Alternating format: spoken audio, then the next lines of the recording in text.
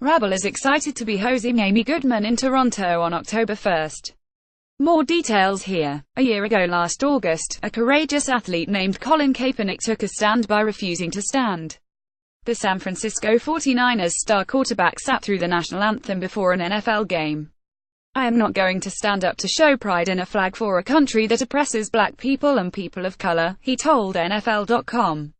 "This is bigger than football. There are bodies in the street and people getting paid leave and getting away with murder," he added, referring to the growing number of African American men gunned down by police with impunity.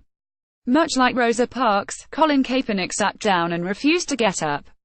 And like Rosa Parks on that Montgomery bus more than 60 years ago, Colin Kaepernick has sparked a movement. What Colin did was not an attack on the anthem. It was not an attack on the military. It was not even an attack on police. It was an attack on injustice. Drive. Harry Edwards said on the Democracy Now! NewsHour. Edwards wrote the seminal book The Revolt of the Black Athlete, just reissued on the 50th anniversary of its publication. His academic career as a UC Berkeley sociologist focused on the experience of African American athletes. He is a respected civil rights activist and advisor to the San Francisco 49ers, where he advised Colin Kaepernick. Last spring, Kaepernick voluntarily left the 49ers. He has not yet been signed by another team. Many feel he has been blacklisted, or should we say, whitelisted, as punishment for his protest, which lasted throughout the 20,162,017 football season. Despite Kaepernick's absence, scores of players from across the country have taken a knee during the anthem. The growing protest movement on the field, in solidarity with people of color and social justice movements like Black Lives Matter, against police brutality and the police killing of young, unarmed African American men, was too much for President Donald Trump to take.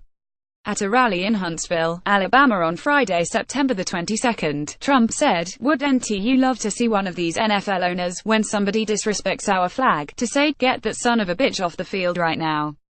Out. He's fired. He's fired." He got the desired response, cheers of "USA USA" from his base.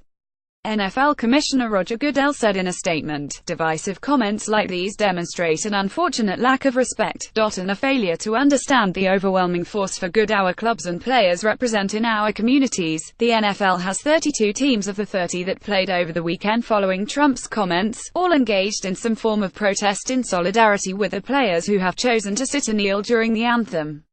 Some raised a fist in the Black Power salute, others simply sat on the bench. Some white players, who comprise 27% of NFL players, compared with 70% African Americans, placed a hand on the shoulder of a protesting teammate. Many stood in a line, arms locked together. Some teams stayed in the locker room. Almost every team owner or CEO, many of whom supported Trump when he was campaigning, issued a statement in support of their players' right to protest. They blasted Trump's words as divisive, contentious, misguided, uninformed, disappointing, inappropriate and offensive. Kaepernick launched and funds a free program for youth called Know Your Rights Camp, promoting higher education, self-empowerment, and instruction to properly interact with law enforcement in various scenarios. He has donated over $1 million to nonprofit groups around the country that work in oppressed communities. It's not accidental that Colin Kaepernick moved from protest to programs in pursuit of progress, Harry Edwards said. "He's one of the brightest, most articulate and committed people that I have ever come across. I knew Muhammad Ali. I worked with John Carlos and Tommy Smith, the two U.S. Olympic medalists who raised their fists in the Black Power salute while on the podium at the 1968 Summer Olympics. Bill Russell, Jim Brown, some of these people from the 1960s, Arthur Ashe. I put him in that class. I personally am pushing him for a Nobel Peace Prize." When asked a year ago what his plans were with the protest action he had taken, Kaepernick said, "I'll continue to sit. I'm going to continue to stand with the people that are being oppressed, when there's significant change, and I feel like that flag represents what it's supposed to represent, and this country is representing people the way that it's supposed to. I'll stand." Principled stands taken at great risk are often how movements are born. As more people take a knee, let's remember the original inspiration for this quiet act of defiance: the hundreds of unarmed people of color killed by police every year, and the need to build a movement to stop it.